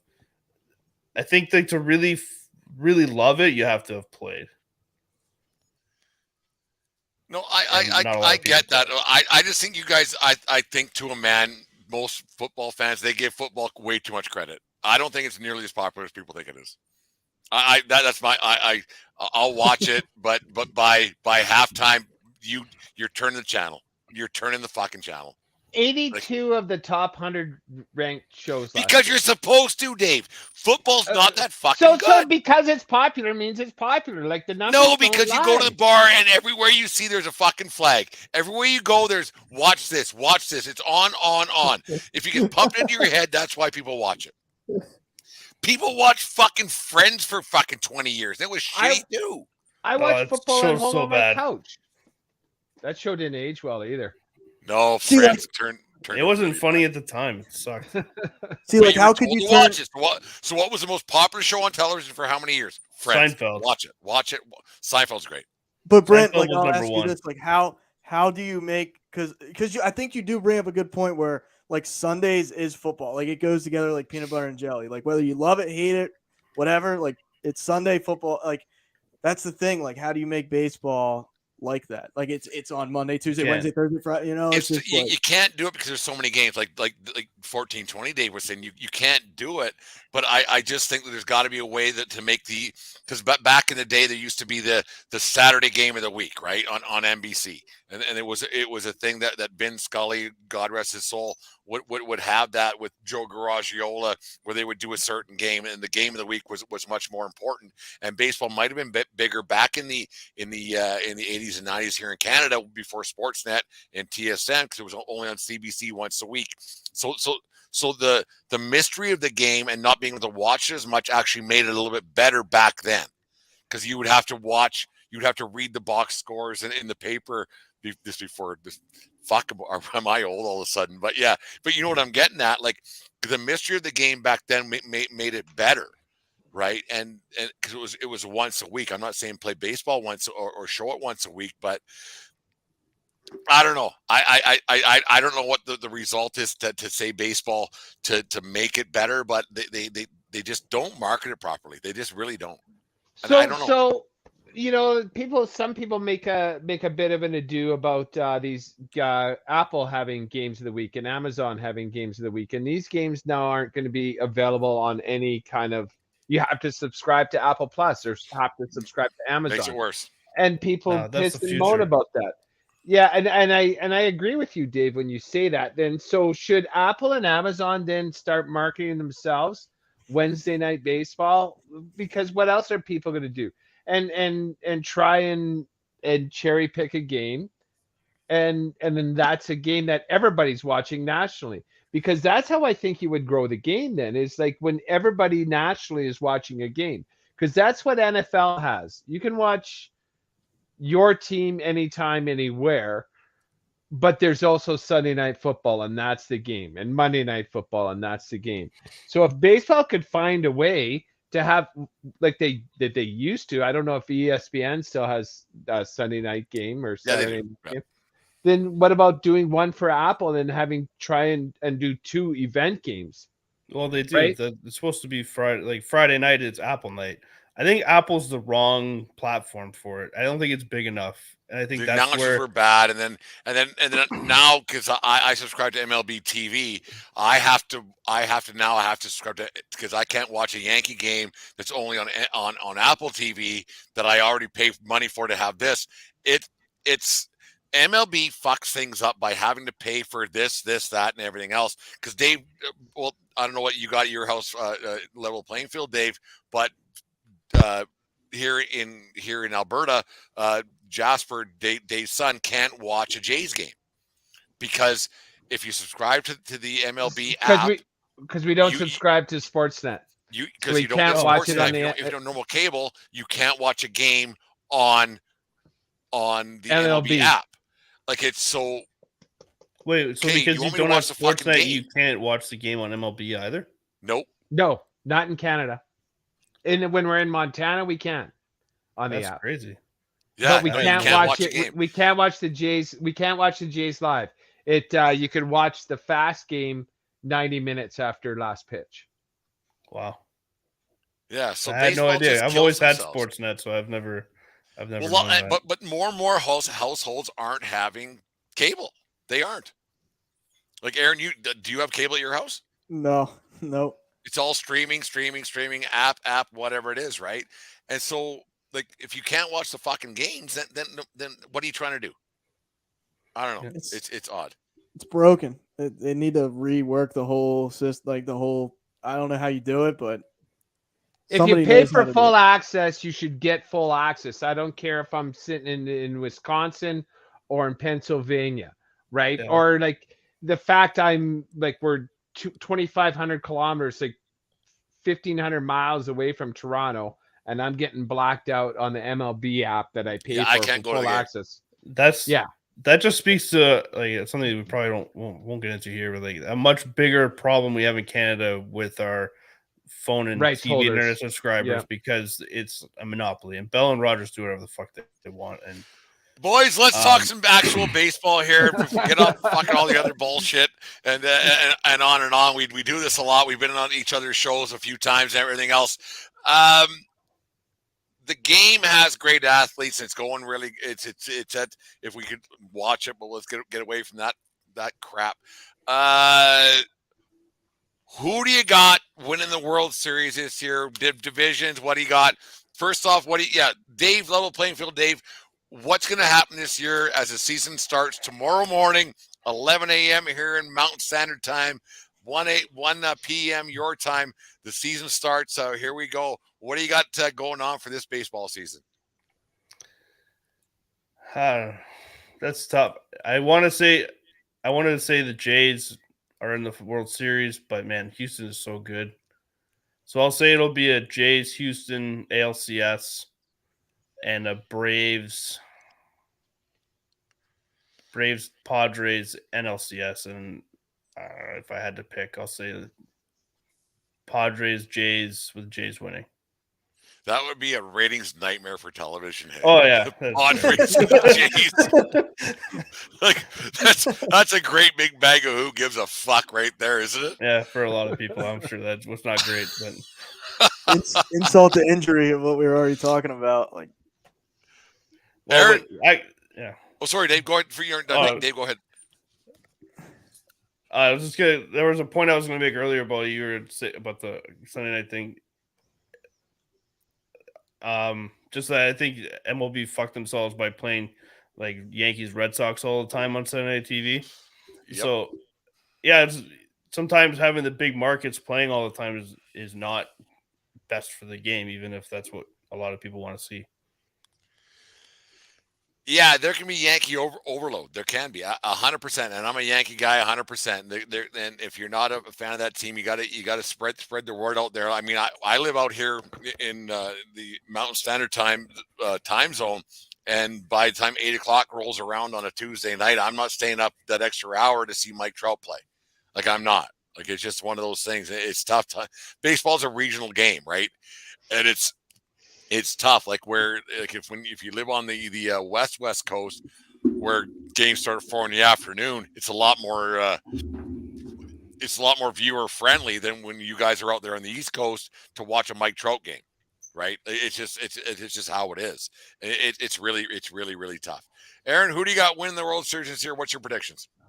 I think it's Phillies, Padres in the NL, and I think, or like in the NLCS, I should say. And I think the Phillies go, and I think in the AL, it's gonna be Houston. I just don't like and I'm not trying to take a shot at you, Dave. Every time I want to say I've said the Jays the last 2 or 3 years are gonna do it. Like, Yeah, it doesn't. I don't feel like confident in saying it, but then I don't. Other than the Jays, the Yankees, like I don't really have another team I can picture that'll be there at the end of the year. So I think I'll go Yankees, Astros, and I think the Astros will go, and I think it'll be a rematch of last year, and I think the Phillies will win. picking up Turner helps a lot. They were right there last year. Hey, I just trust the Phillies are really good. I trust their GM to make the appropriate moves. Dave Dombrowski at the trade deadline, like they're becoming a. Oh, there you go. Yankees win it all, of course. Yeah, of course he says that, but I could see it being like I know Brent, you're pessimistic about the Yanks, but they're another team. Every year I'm like, I feel like they could do it. I feel like the Jays could do it. I don't think Houston's going to continuously be there. Like they're eventually going to fall off the mountain. Will they fall off this year? I think there's a good chance. Like we'll see how much Altuve missing time hurts them early. Right? Yeah, they could put themselves in a bad spot if they struggle without him. No Verlander either. I mean, obviously they have people like 5 fill other right guys. In. Yeah, right. It's such a journey. It's such a marathon to win a World Series. It's so hard. And the Yankees, they got that great start last year, and I don't have much faith in them because they struggled in the second half of the season last year. They really did. And with the pitching staff depleted the way it is to start this season off with Severino on the men, and I don't know. Are they a playoff team? Probably. Like they well, yes, they're a playoff team, but are they a World Series team? I don't know. But maybe having guys hurt early isn't a bad thing. Like really. Your guys' bullpen, if it was healthier down the stretch, I think you at least give Houston a better run than getting swept. I just feel that way. What do you guys, Dave? We'll get to your prediction here in a second. What do you guys think of Aaron Boone? I want to hear your honest to God. Like, what do you think of Boone? I don't have an opinion. I don't watch. I could, dude. He's not good. He's not good. He's just there. I know you guys all hate him, so it must mean he's good, and you guys just don't know what the hell you're talking about. I like him, but I don't.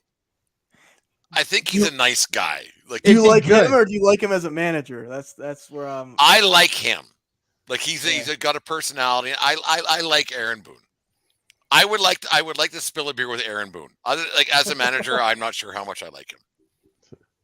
Like Girardi should still be the guy to me. That's it. I don't know, man. I think he's dog shit. I think he's worse than Boone, to be honest. Like, what's Girardi done since he left? I think Francona is like Brent and I talked about Francona before, but like other than him, I mean, I don't know, Dave. I don't even know who your manager is, but I like Alex Cora. Is he any good? I mean, he had loaded teams. You know, like who's a good manager? Is there Joe Torre? There isn't. There isn't one. That's the thing. There isn't one. I don't think Buck Showalter's a great manager. Oh, Buck Showalter's is the worst. He's terrible. Oh my god, he's so bad, and he's such an arrogant fuck. But yeah, I think this baseball manager is one of the most like overinflated, not important position in all of sports. Is it really? Yeah, most of the. How hard is it to bring in Mario Rivera in the ninth inning, or like a lot of the decisions are pretty obvious. Well, Cito Gaston has 2 rings. Exactly. Well, that's a valid point. Yeah. Right. Ozzie Guillen, I don't think Ozzie Guillen was that great either, and he got a chip. I never like. I'm a big baseball guy, guys, and I kind of it breaks my heart to for you guys to say that baseball managers are overrated, like because they value themselves as great baseball minds. Yeah, well clearly, we but talked about umpires and what they think of themselves earlier too. Like a lot of people umpires are stupid. A lot of people have delusional, self-important delusions of grandeur. Exactly, is the proper term, I think, is how that goes about. Moose, there it is. Stop hiring former players, like that, and that might be the thing. Stop hiring former players. Because guys who just want to stay in the game and stay around the game, and there's a lot of guys who do that. That just because you played the game doesn't mean you know what you're doing. You're given a talent when you're young, doesn't mean you have a mind for the game. Because catchers see the game a bit differently. I would hire a catcher 100% every time to be a manager, 100% of the time. Well, then Boone's dad was a catcher, ergo. Then he's one with the catcher mind. Yeah, he hasn't won fuck all yet, though, and I don't see him winning again this year. But anyways, but Dave, you know what do you think is going to happen this year? Like, you're not the biggest baseball guy. What do you think is going to happen this year with the baseball season? And actually, you know what? Who does your son think's going to win the World Series this year? Because your son watches more baseball than you do. He does. He's a Jays fan and he's a Dodgers fan. So I didn't actually jot down his opinion because I didn't ask before today, but I will. And then I'll let you know tomorrow when we record. What I think is going to happen is in the American League, we're going to see the Mariners upset the Astros in a wild card. So, because that's the only way. If you let the Astros start running downhill, they're going to just start believing in themselves again, and they're going to run away with it. So I'm gonna predict that the Mariners beat the Astros early on, and then it's gonna be the Blue Jays beating the Mariners in the ALCS, and they're going to go against the winners of the Guardians are going to be there as well. I want a non-traditional team, a non power team to win The this Guardians. You want non-traditional teams that you've named all teams that Sorry, were in the not like playoffs not last year. no, but like that Not haven't the won a Yankees title. and the Yeah, Dodgers and The the. Mets, I the know Yankees. what you're saying. yeah, that's what I want to see. But I can't. have the LPF Dave, you gotta Padres. start talking 14-20 here. That's how we have a vibe. It's one of those things. I We know think each other for 25 fucking years. Fuck, it's a the long time. Padres are going to finally break the Dodgers string of NL West champs, and they're going to get shut out. It's going to be between the Padres, the Cardinals, and the Braves. But I think the Braves is such a good fucking team. I see the Braves and Jays reuniting in the World Series a la 1992. And I think this year they'll wave the flag right side up. yeah. But this time I think the Braves take it. I think Atlanta's just too fucking strong. I think the Mets, if Diaz wasn't hurt, I'd put the Mets in there. I think it's a coin flip between the Mets and Braves.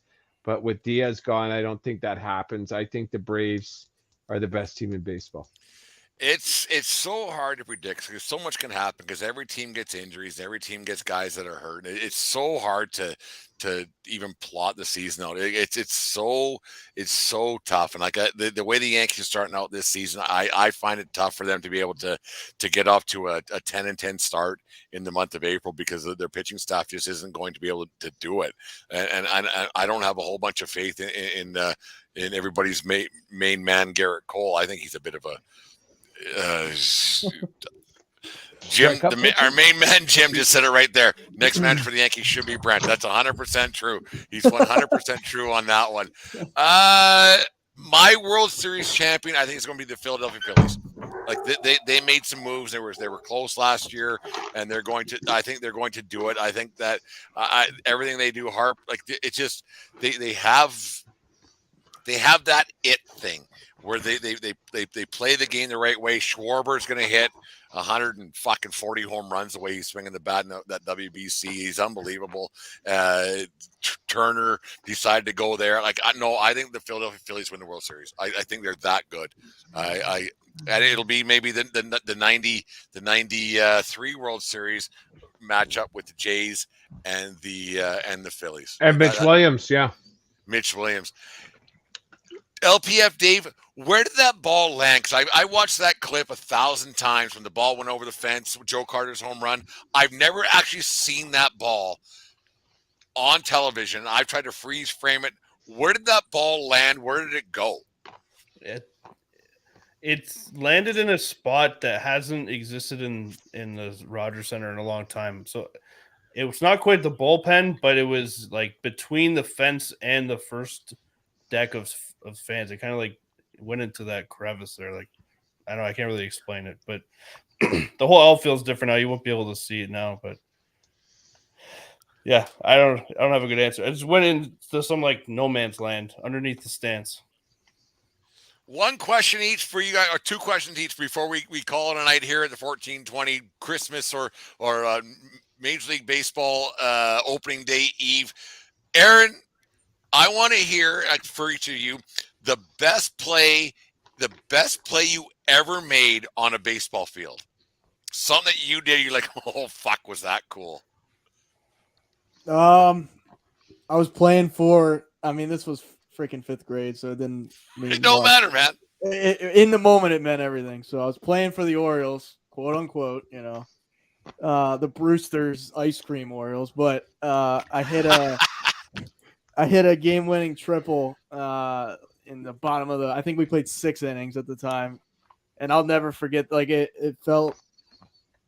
Yeah, I'll say that because I hit one home run in my career, and it was a grand slam. But the game-winning triple, it just felt like nothing coming off the bat, and I just felt like almost weightless running around the bit. It was just that I'd give up 5 years of my life if I could do that in the MLB once.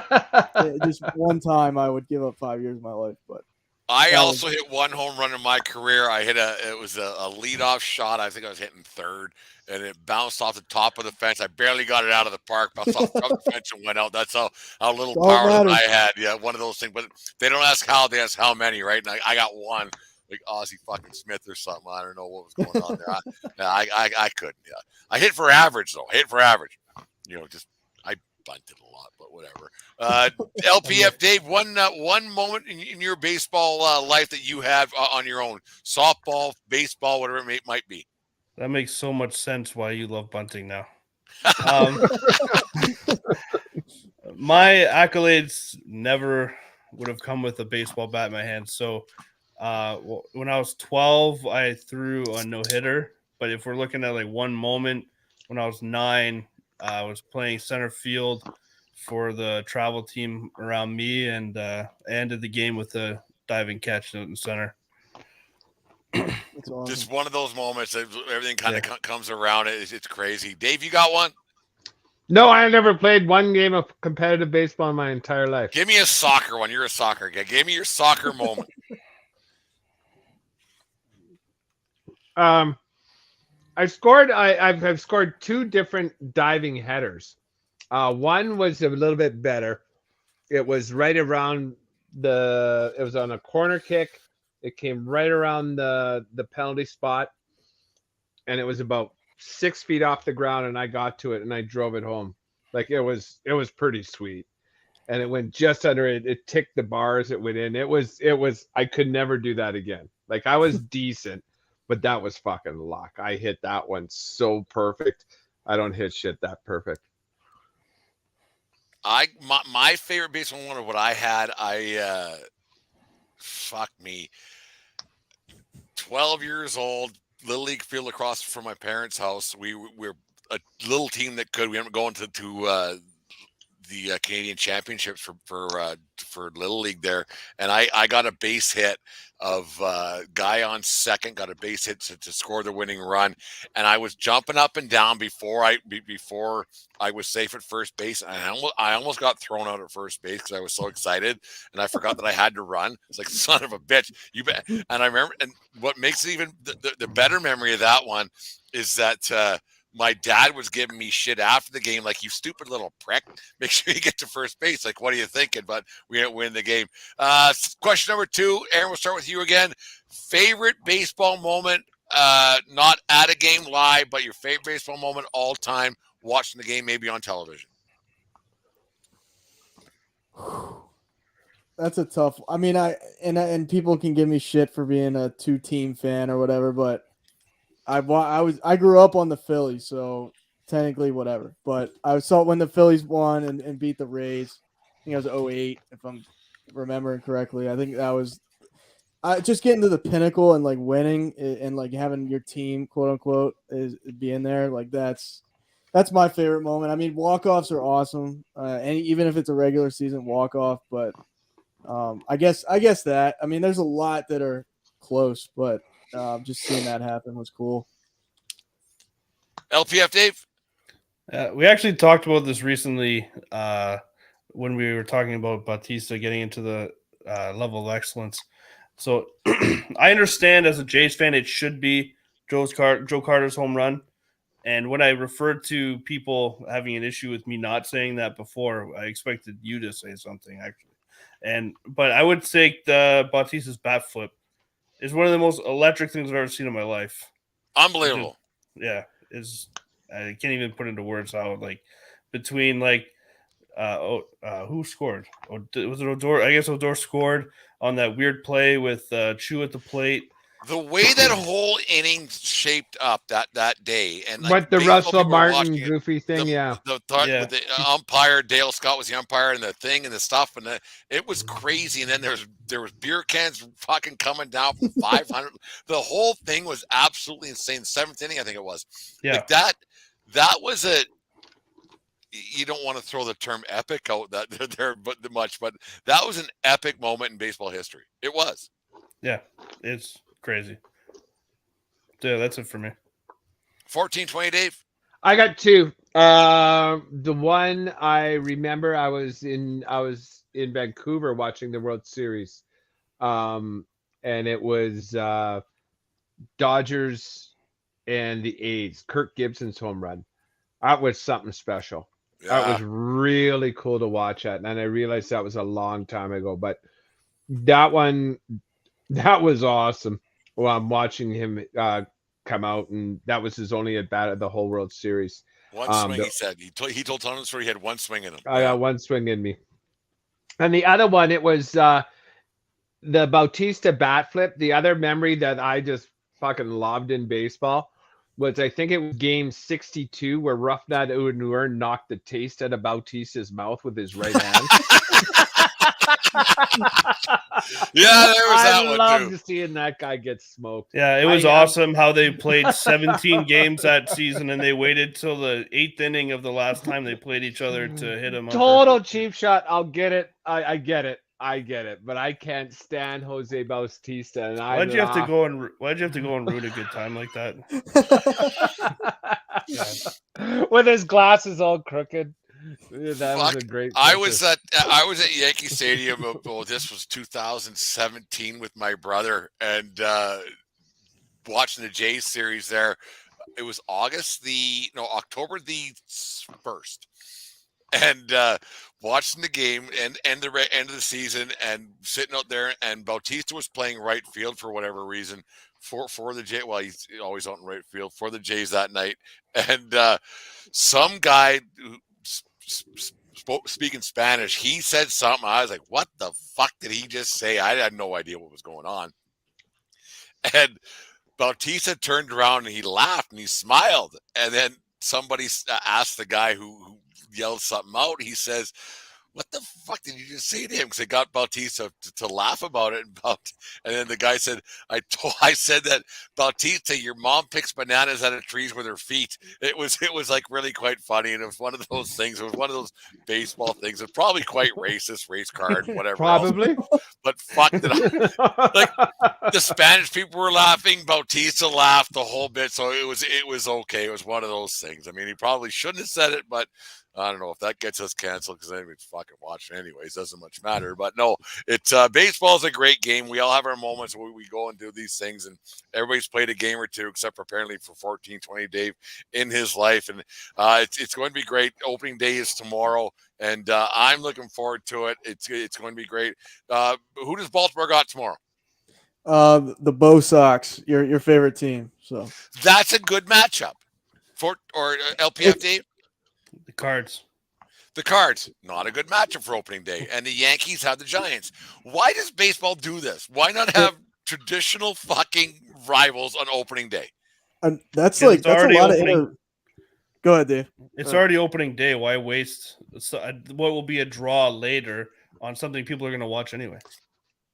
Yeah, I agree, Dave. That's totally it. People, like, if you're going to have one sellout all year, it's opening day. I'm on the other side. Like, I think you should do Yankees, Red Sox. You should do Phillies, Mets. You should do like all the get rivals. The buzz first day. Yeah, like make it like. But this is already a buzz.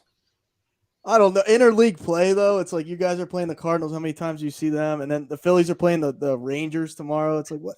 You have to keep in mind with the new balanced schedule now. Like, I don't like that. Yeah, it's not going to. It's the way we've like consumed baseball is going to be different than it has been. I think it's far more fair. Like for the traditional AL East teams, right? You got to get by always Boston and the Yankees, and then the Rays.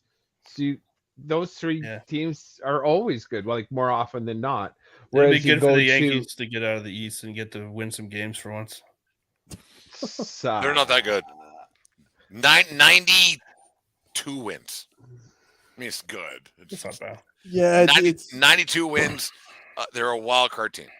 Win totals are going to go down for sure because the Dodgers and Padres can't feast anymore, and same with the Yankees and Baltimore's good this year, but the AL East teams and now also the what's good AL Central. Well, they were completely respectable last year. See, respectable. Right? That's a good way to put it though, because Brent just said like, oh, the Yankees will be okay and they'll win 92, and like the Orioles had a great season at 83 and 79. It's like, Christ, man, we couldn't even sneak in the playoffs if we wanted. It's just you're close for a little bit there.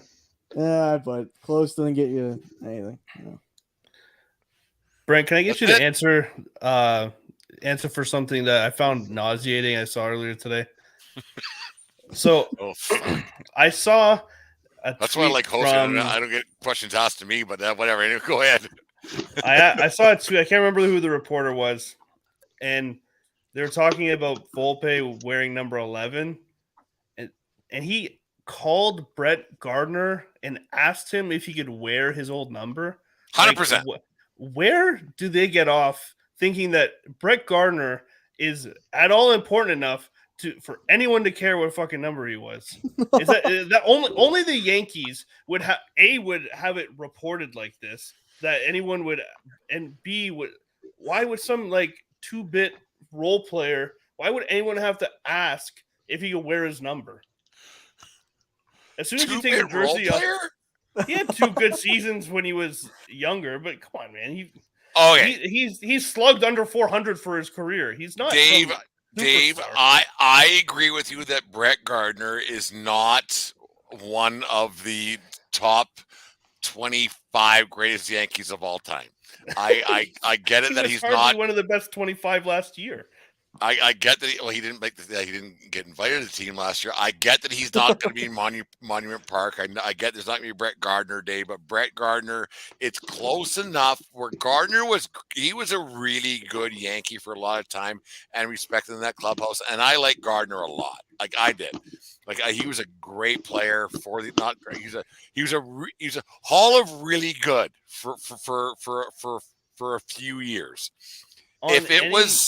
Okay, just let me finish. You asked me a question. I'll give you an answer. He was, if it was 3 years from now, the question wouldn't have to be asked. But because it's close to him calling it good, that's why I get it. I think it's respecting, and I don't mind that because I like Brett Gardner a lot. I do. He's one of my favorites, actually. Actually, he's Deanne's favorite. She's upstairs singing Taylor Swift songs. Fuck, I hate Taylor Swift. Whatever. Yeah, it's no. I get it. I get it for a respect thing because he was the longest tenured Yankee for a long time. And I get it. But if it was 2 years from now, probably shouldn't be asked. But yeah, that's my thoughts. I like Gardner. I don't even like him Gardner. Fine. You can like him fine. I don't have a problem with Brett Gardner except for that weird ass fucking head he's got. But like, I don't know the self-importance to think that you need to ask if like you can have some retired guys. He's not Derek Jeter. You're not retiring the guy's number. Why would you have to ask him? And why are people reporting on it? Like if that happens behind closed door or whatever, why is it in the news? But you got to understand, like this Volpe kid seems like, I mean, he's been a Yankee boy since he came out of the womb. His grandpa's a Yankee fan. His dad's a Yankee fan. He's like from doing everything Jersey, on and on and on. Like it's one of those things. He gets an erection when he sees the NY. You know what I mean? Like he is through and through. So he's trying to do everything right, everything by the book. Like it's nauseating for me too. I get it. I think that boy's going to find out starting tomorrow that pinstripes are heavy. I really think that because it's tough, man. If I were you, I'd be hoping he doesn't. I hope he has a great season, great career. But so if he would have got 36, would he gone through their Yankee Rolodex and just phoned every living guy that ever wore 36? Hey, is that okay? I don't know. And then come fuck, 37. Hey, this is Joe Volpe. I was wondering if I could wear 37. The fuck, man? It's nap time. Yeah, but you were the last one to wear. I don't give a fuck. We're 37. Yeah, whatever, dude. Yeah. Who? It is odd. It is odd. And like, if you've ever been to Yankee Stadium, like Monument Park's the most overrated thing ever. It's not. I think it's overrated, but I'm not the normal Yankee fan. Did you think that at the old Yankee Stadium too? Pardon me? Did you think that at the old Yankee Stadium too, or I never got the old place. No, I never got there once. No. Oh, really? Okay. No. But the new one, it's a bunch of plaques. All right, cool. The museum's cool, but the Monument Park's like whatever. Bunch of plaques and a picture of the Pope and fuck, it's whatever. Who cares? I'm scared Rizzo's gonna have a good year for you because with the shift ban. Like Rizzo's going to hit more home runs this year than Judge. That's a hot take. You're like You want Volpe to struggle. You think Rizzo's gonna hit more homers. You really just want your team to suck. No, I don't. I want them to win tomorrow because otherwise we throw on fucking baseballs through my television down here. But I want them to win, but I just don't. I don't know how good they're going to be. It's one of the bigger mystery years for the Yankees that they've had in a number of years, and just with the pitching, I don't think it's that good. I just don't think the pitching is strong enough. The injuries and the way they finished off the second half last year, I just don't think that they're strong enough to do a damage. And at the end of the day, no matter what, in the American League, beating Houston's going to be tough. Yep. Right, and that's just the way it is. It's going to be really tough because even that little prick Altuve. Do you guys like Altuve? Yep. I don't. That's the I'm wrong like answer, but I'm anyways, indifferent on him. I don't. I hate him for cheating, but I'm like, I think I hate the Yankees more. I'm sorry, but it's just. Oh yeah, I'll cheer for the Astros any day. Anyways, Fuck Donaldson. the 1420 Sports Bar Podcast, 4 Beer Sports, talking a whole lot more. Take care of each other, but more importantly, take care of yourselves and year round. Keep your stick on the ice. And what else, Dave? Never Don't swing bunt. at high pitches. Don't swing at high pitches, Jimmy. Have a good night, folks. Dave, LP Update, tell us where we can hear your show. We release Tuesday mornings on any podcast app where you listen. We're on Good Pods as well. If you want to go there and leave us a rating or a review, and yeah, that's basically it.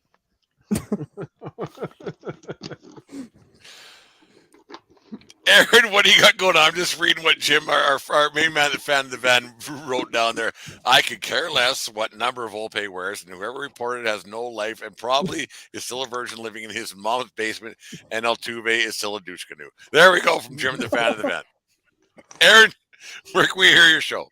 Yeah, we're Spotify, Apple, the usual places. We're it's always a roller coaster at Brutally Honest Sports, so we're trying to get back on the horse. I got to throw up the episode with I need an editing guy, man. How much is your editing guy? Because I'm to the point I'll ship it off to him and he can throw it up for me. My nephew works on good faith, so he's free. Yeah, so no, whatever. I know. I just we're trying to get back to being consistent, but yeah, we're Apple, Spotify. We're gonna throw more stuff on YouTube. I'm gonna push YouTube once baseball starts. So yeah, we'll see where it takes us. Right on. No, a lot of fun, guys, talking some baseball. Enjoy the games tomorrow. Enjoy the games all season long. And Jim, I know you're listening. We got to get you on our show maybe in the very near future, and we'll have a few laughs and get this out there. It's been listening to each other for a couple of years now. Hasn't that been, Dave? Yeah, it's been for a bit. I was like, yeah, you got to listen to this guy. Who the fuck? He's a little cross, isn't he? No, yep, but but I listen every time. Yeah, Jim, the fan of the van, everything else. No, our 3 shows have been listening to it, so we're supporting each other. It's been a lot of fun. Anyways, have a good day tomorrow, guys. Enjoy the games, and we'll catch up midway through the season. We'll do it maybe every few weeks, and we'll talk some baseball. How's that sound? Sounds great. Have a good night, folks, and we'll talk to you again on me and you are doing this tomorrow night, Dave. Yep, and thanks Garrett from Two Dudes in Sports News for chipping in. I think it was Garrett. Yeah, it was Garrett. Schechter, but nonetheless, Not a good pod. So, well, no, that's just what his when he types it comes up on Schechter 19. Schechter. Sounds like a detective in a. Have a good night, folks. We'll talk to you again tomorrow night. Like Columbo.